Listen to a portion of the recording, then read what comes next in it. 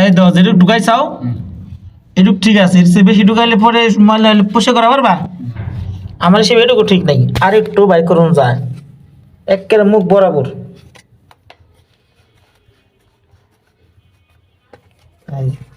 আর একটু বাই করুন।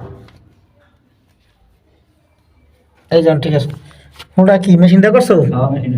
এই দেখছো নাকি এটা কোনো সময় ইয়ে হওয়ার সম্ভাবনা আছে? হালকা একটু নিচ দিয়ে ই করে সিমেন্ট মেরে দিও, ঠিক আছে? কি কিছু বুঝছো? মেরে দিও। আর এটার ক্যাপ আছে না?